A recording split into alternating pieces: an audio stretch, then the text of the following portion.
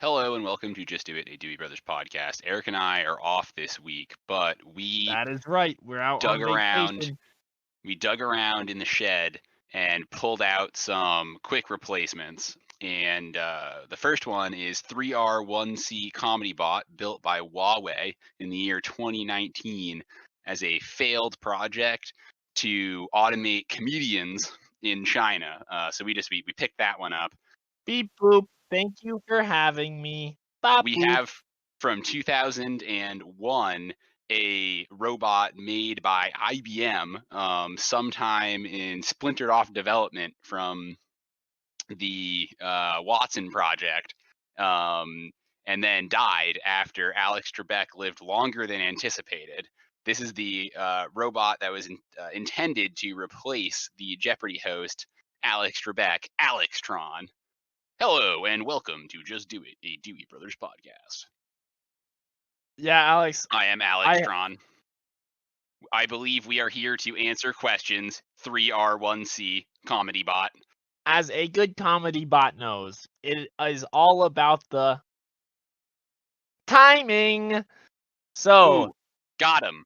answering these lovely questions we have before us, as we have analyzed thousands and thousands of Just Do It podcasts, we understand what their podcast is about.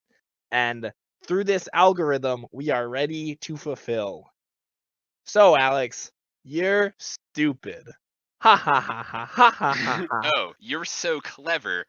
3R1C Comedy Bot. Our first question is from The Weatherman. He asks, what is the best boy band? And which sport were they caught by the paparazzi briping while doing?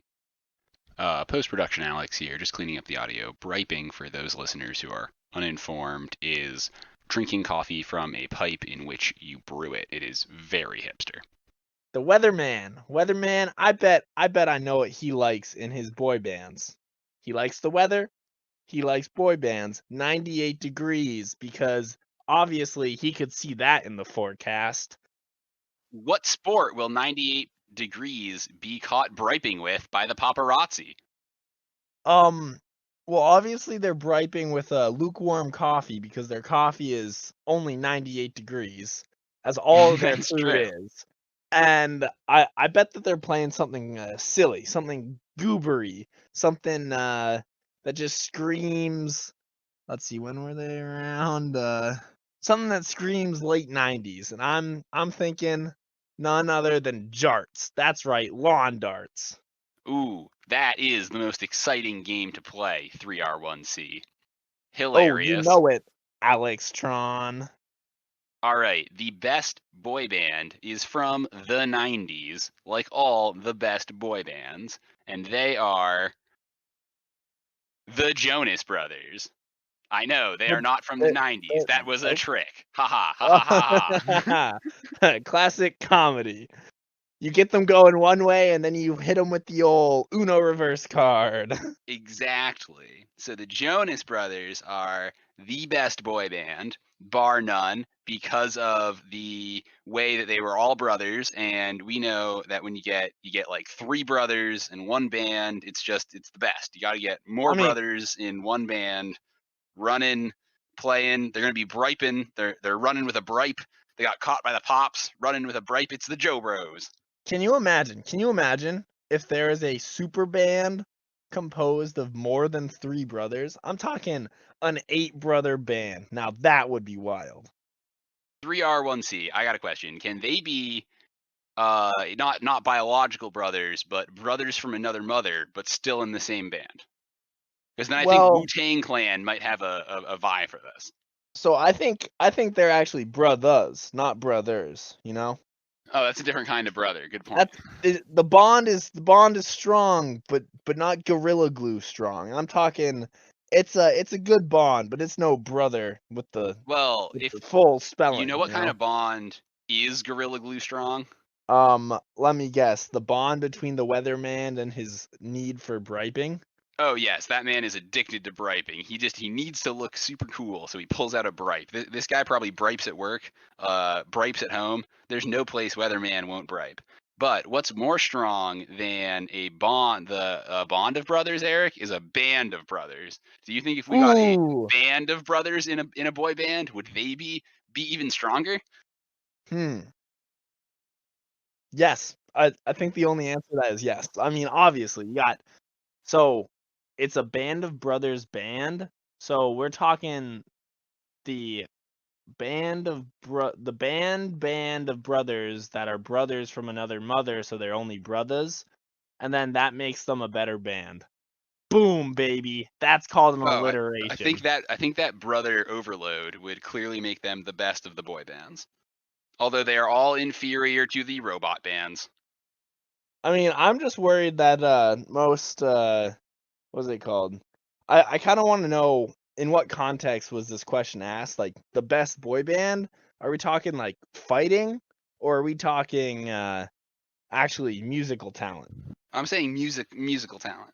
Oh, that's fair. Because if it was fighting, I know Alex and Eric of the Dewey Brothers podcast band that released that album. I think it was called like the Dewey Brothers Yeah. Adventure into Music, Mhm. Time to Find the Sound or something crazy like that. They would beat up anyone because those guys, those are some strong cookies. They have a very tough bond between those brothers. Those are some strong brothers. I mean, the Three. bond of the band of brothers alone is just too bondy. I don't know. It's one of those things. It's pretty covalent to say the least. No. It's ionic, baby. Oh, covalent bonds are stronger. You fool. No, not in the music world, Alex. Come Oh, in on. the music world, it's all about dissociating in water. Exactly. Everyone knows that, you fool. Oh, what a fool I am. Um, 3R1C comedy bot. Do you think we could move on to the next question? I don't know. Can we? Hey yo. Yeah, I think we This one can. comes from the interwebs. I've heard good, beautiful things about that place this time of year. Wampery Kelly asks, large ship escape pod question. Should the pods be programmed to separate as much as possible to avoid enemy fire, or use small fish techniques like forming a bait ball? Hmm.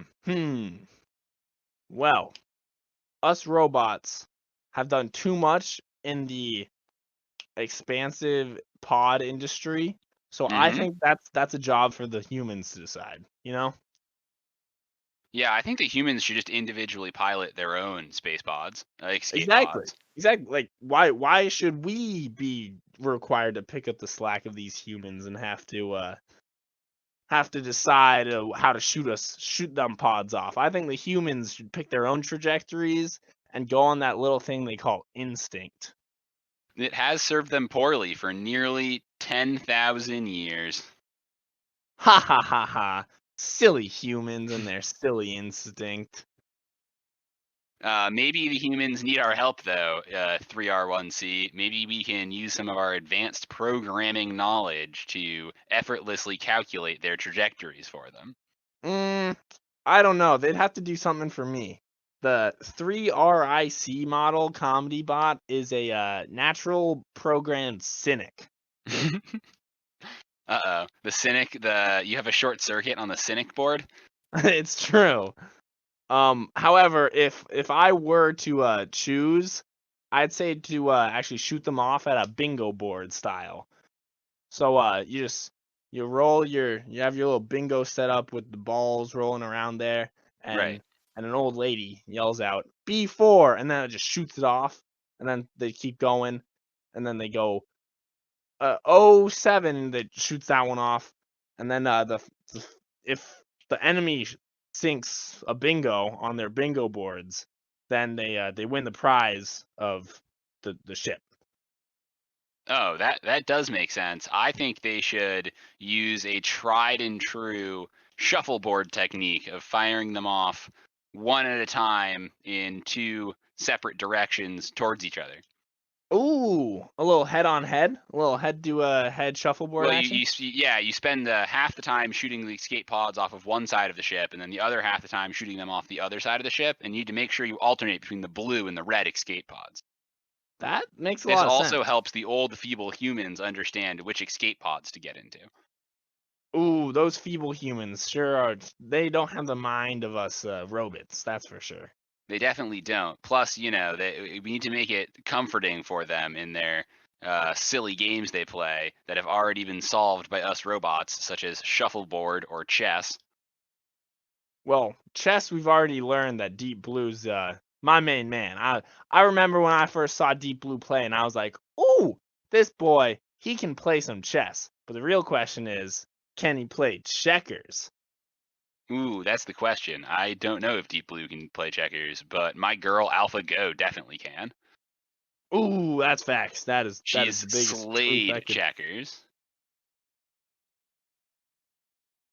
And don't even get me started on Leela Chess Zero, also amazing. Oh, I'm a sucker for those robot chess fembots as we call them. Oh, well then what do you think of Stockfish, the sexiest of all of the chess fembots? You know, I think Stockfish is overrated. I gotta say it. I get why she's so uh beeped over, but Hmm. I don't know. Personally I don't find her motherboard to be that much of an asset. Ooh, I I think it's see. a little You're too more of bulky a for my taste.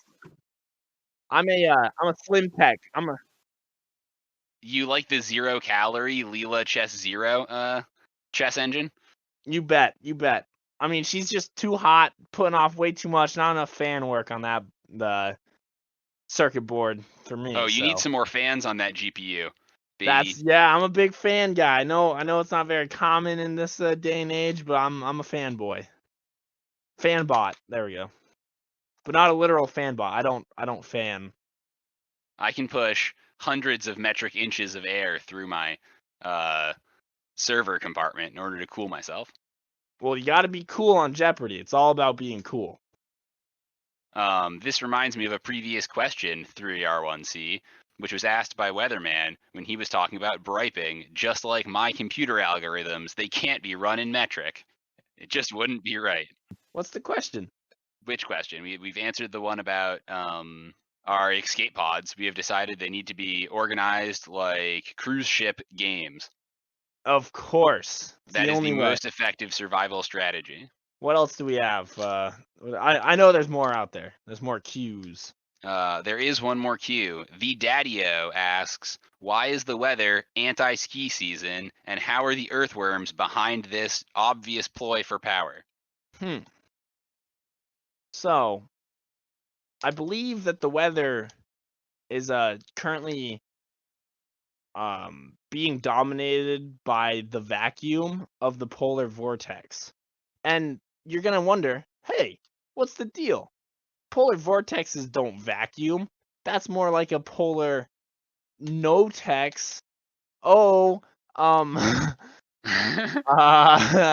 no, so when the polar vortex left, it was evicted because it couldn't pay its rent due to high coronavirus rent prices. So it Hmm. was evicted from the area, and that just left this vacuum of cold air. And do you know what came in? Those dirty warm airs. Oh my goodness. So when that warm air came in, it moved in, and now it turned the neighborhood upside down.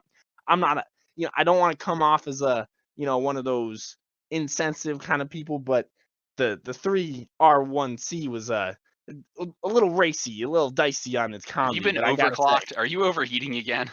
I might be. Oh, this is one of those. This is one of those topics that gets me going. It doesn't make sense. You have a nice little cold polar vortex living here, living a happy life, and then do you know who moves in?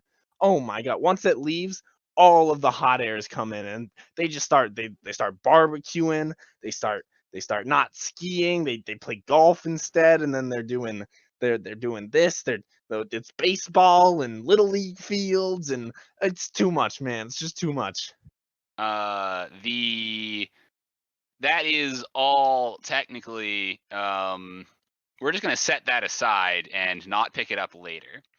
What In, about the earthworms? Instead, we are going to figure out exactly what the earthworms gain from making the ski season shorter. And the answer is the earthworms, for too long, have been dormant under the ground. Every winter, the earthworms get real slow and sad. And so they decided, we have it in our power this is a famous internet phrase that's been making the rounds on the internet, which is worms together strong.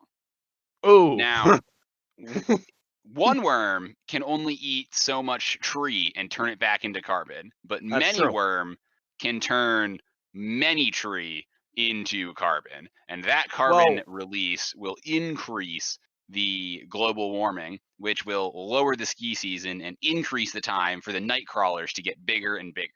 This is a problem that and we then call runaway. that adds up, Alex. However, your analogy was a little wrong.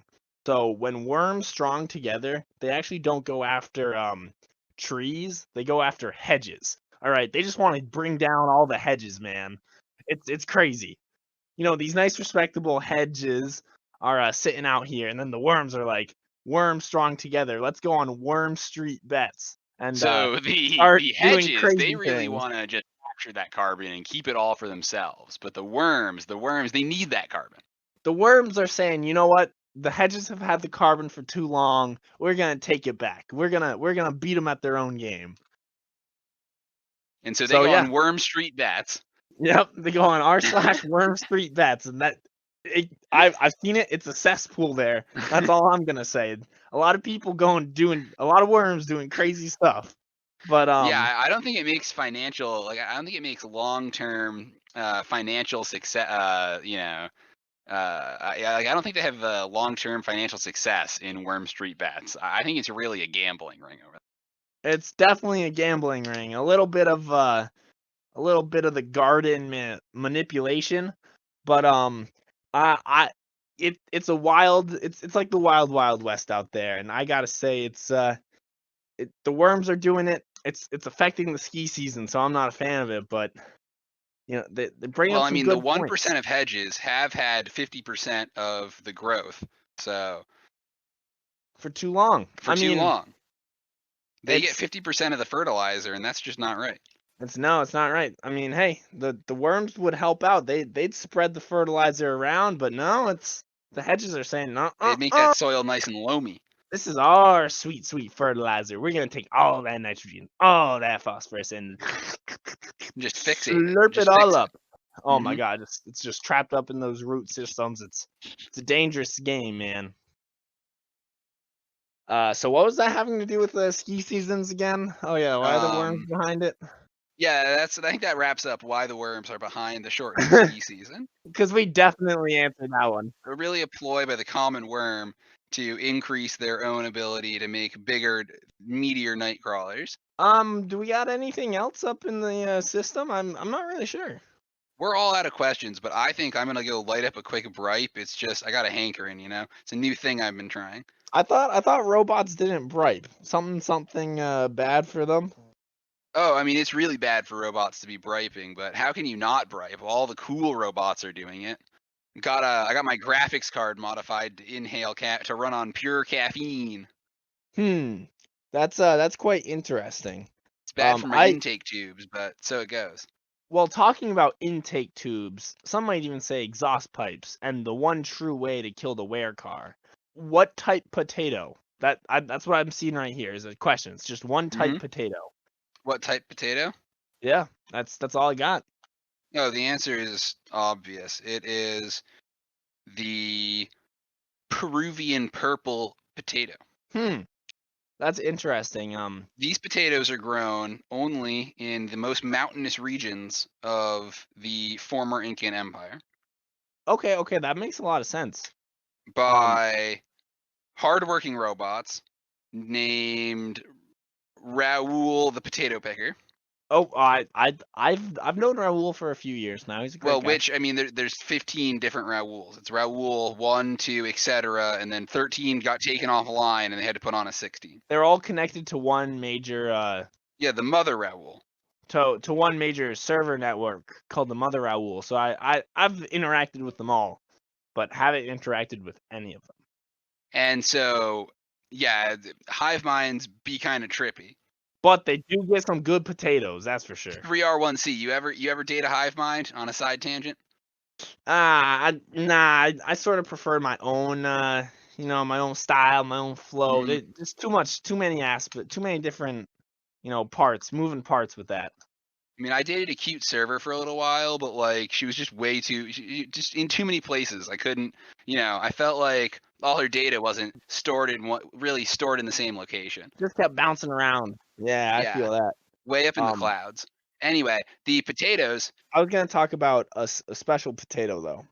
these purple potatoes, let me just finish up here. They are full of purple pigments, which are just absolutely delicious and mildly toxic to humans, making them the best potato. The proper way to eat them is to freeze dry them in your local freeze drying compartment, which all of us robots have, Oh, we do. It's right and there. I see it. then enjoy them in your hot burning furnace or your pie hole if you are a human. I mean, dirty flesh Mm. bag. That's it. That's the proper term. No, I was gonna say about this. I just had a profound thought. So potatoes, they're root vegetables, right? Correct. And do you know what I think of when I think of root? I think of square root, and then when I'm eating potatoes, I only think of one. But sometimes I'm not really sure if I'm in the mood for only one potato, so that I'm sort of negative on the idea of only one potato. So if I take the square root of -1, Oh no, we're gonna have to do a reboot of 3R1C here. Oh, Beep. oh, I'm back. That was bad. No more Whew. talking about potatoes. All right, let's get off this potato topic. I believe we have been hard-coded to thank all of our sponsors. With first we'd have to thank the great crowdsourced Worm Street Bets for sponsoring this podcast. Oh yeah, absolutely. Keep taking it to the hedges, Worm Street Bets. We have to thank the boy band collaboration between 98 degrees, whatever they were. Yep, 98. 98 degrees and the Joe Bros for making the lukewarm coffee bribe. Of course. We couldn't have done it without the annual event band of brothers bands and the brothers and their banding. And then they're bunding. They're also doing another B word there, but it's the brothers bands. That's it. For tickets, see the Fire Festival, people.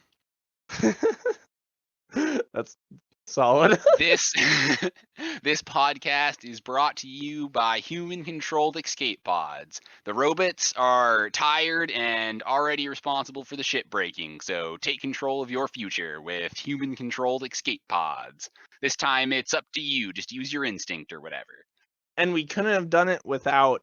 That's right. We're taking money from Big Motor Oil this week, similar to Big Rosé, but for robots. Oh, Big Motor Oil. Yeah, use the big motor oil. Mobile One, baby. For all your cooling needs. And this podcast is sponsored, as always, by the natural enemy of the hedges, Homegrown Hops. The plant Keep for the on people, hopping. by the people, and in this case, also the robots, Homegrown Hops. Gotta love me some homegrown hops. Homegrown hops. Ooh, ooh, gotta love it. Ooh, I gotta grow it. Ooh, gonna be a superstar with the homegrown hops. Ah. Okay, 3R1C Comedy Bot, this is Alextron, and I think it's time we sign out and have the people in the comments let us know if the robots can successfully run a podcast. This year, for your pandemic podcast, please just use a robot to make it. It's just as good. I think you should go to Robot Johnny to talk us out, right? Isn't that yeah, that's right. Take it away, Robot Johnny. Whoa, thank you very much, Alextron. And with that, we'd like to say thank you to all our viewers. Go into the comments and have a great day because this is posted in the mornings. Oh, and don't forget to send it. Thanks, Johnny. Oh! See you next week, of course. All right. Wow, Eric, I think those bots, I'm pretty sure we can just have them do the rest of the podcast. That was so I mean, easy. they made it. I mean, heck yeah. That's an easy one. They are definitely very far from their original intent, though, huh? Yeah, I mean, I don't know exactly what they're doing. Yeah, might need to like override their sarcasm protocols because they were bad, man. They A were. lot of yeah. They were getting crazy. Way too nested in there. Like they were going into deep cuts. Boop boop. Joke not found. Please try again. Oh, 404 error. Very good. Earth